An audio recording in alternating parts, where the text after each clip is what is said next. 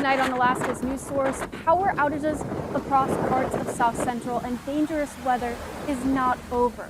We're keeping you updated on this first alert weather day. And hurricane force winds tear through South Central this weekend, with Southeast expecting nearly a foot of snow by Monday. We're only, half hour, 40 minutes in, but I absolutely expect a reasonably vigorous aftershock sequence that we will be tracking for weeks, if not months. Just minutes after a 7.0 quake rattled the Yakutat area this morning, the Alaska Earthquake Center comments on what you may expect for aftershocks. And state efforts on the ground in Western Alaska are slowing down as winter weather makes it difficult, but work is continuing in Anchorage. You're watching Alaska's news source. Hurricane force winds hit overnight and are expected to last through the weekend.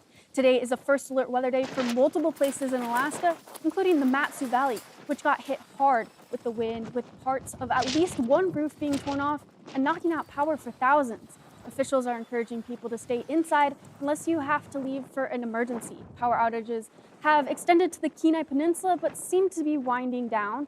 Thousands of people have been without power in the Mat-Su for many hours, stretching from Palmer and Wasilla all the way up to Talkeetna. MEA says as of about 4:30 p.m., more than 17,000 members are without power. The power went out early this morning, crews starting repairs not long after in the chilly and windy conditions. We are making some progress with restoration, but of course, as we restore some members, more outages are occurring because that wind is still howling. We do anticipate it taking into tomorrow to get folks back up and going, everyone back up and going, but they will continue to work through the night to make restoration as they can. She says the wind has been relentless, and officials say if you do run a generator, make sure to run it outside for safety reasons. And Palmer's mayor is encouraging people to stay home, citing multiple things, including flying debris. The police were out chasing a big sign down the road, and someone was trying to help. The roads are very slippery. There are down power lines or down trees in and around town. Developing story, and we want to see what you see. You can send photos and videos of what's going on through our website. And Bailey, there's a lot going on. Tell us what's happening.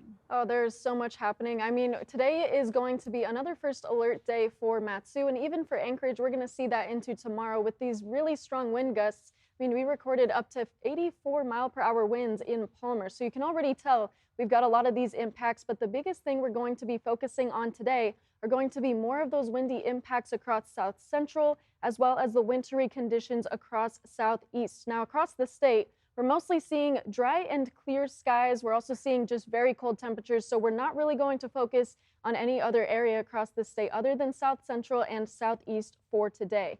Now, just looking at these snowfall totals, you can see all of the snow is really based around Southeast, and even just taking a slightly closer look, you're going to see that this snow is going to linger and push up to about a foot of snow by the end of this weekend, even stretching into Tuesday. We are going to see quite a bit of snow, and of course, I'll be talking more about this during our full weather. I'll give you another shot of how much you can expect to see for those snow totals.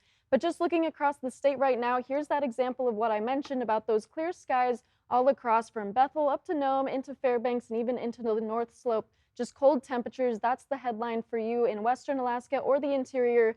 Clear skies and cold temperatures. Now, for these wind gusts that we've been seeing across the state, it has been relatively windy, with most of these strong wind gusts centered around South Central. Again, there's that 84 mile per hour winds recorded in Palmer overnight.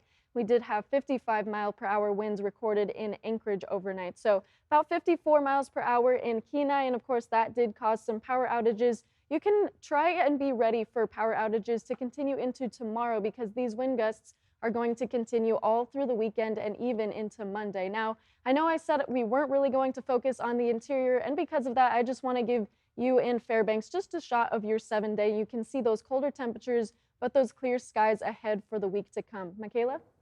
And it's not a first alert day in Fairbanks, but Right. it's getting pretty chilly as you were just showing us. It is getting very chilly. Now, these overnight lows in the interior are nearly 30 degrees below zero, and obviously the wind chill is going to make it significantly colder. We're going to have wind chills around 40 to 60 degrees below zero, and with wind chills such as this, frostbite could occur in as little as 5 minutes. So do make sure to bundle up and try not to stay outside for too long if you can help it.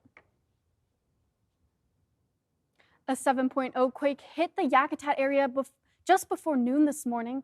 It kicked off a series of aftershocks, including multiple above 5.0. The Alaska Earthquake Center called it a pretty vigorous aftershock sequence. The center says it has not heard of any injuries. It also has not heard of any damages, but noted that early this afternoon that the state is very much in the midst of response right now. Magnitude 7 is certainly enough to cause ground failures. So though I have no observations yet, I wouldn't be surprised if we heard about roadways or something that were impacted, or landslides in the area, or anything like that. Again, we do not know that at this time, but magnitude 7 is the kind of earthquake where we would begin to expect those kinds of impacts. According to USGS Did You Feel It report, people reported feeling the quake as far north as Fairbanks and as far south as the Wrangell area. No tsunami watches or warnings have been issued as of about 5 p.m. The National Tsunami Warning Center said this afternoon it does not have concerns about a tsunami, but it will keep monitoring the situation. And harsh winter weather is slowing down the state's efforts on the ground in western Alaska. What we've done is kind of concluded our emergency response effort and moved into a recovery phase. We're still doing a lot of work. The state knew the window for emergency repairs was limited, and the Division of Homeland Security and Emergency Management says about 40% of flights for state crews trying to fly to that area have been canceled in recent days due to bad weather. With hundreds of evacuees still in Anchorage, the state is aiming to move them from hotel rooms into more permanent housing by the end of next week, like apartments. It's a complicated process. We have to make sure that there's units available for them, and we're working with large apartment complex owners to do that. We have to make sure that they go through all the leasing background checks and whatnot. We have to arrange for utilities. We can't just open a door and push someone into an empty apartment. So we're kind of putting together kits for them that will have basic necessities.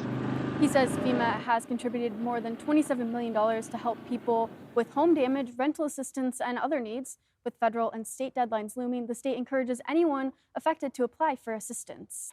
Thanks for listening. Click subscribe so you can get the latest podcast from Alaska's news source automatically.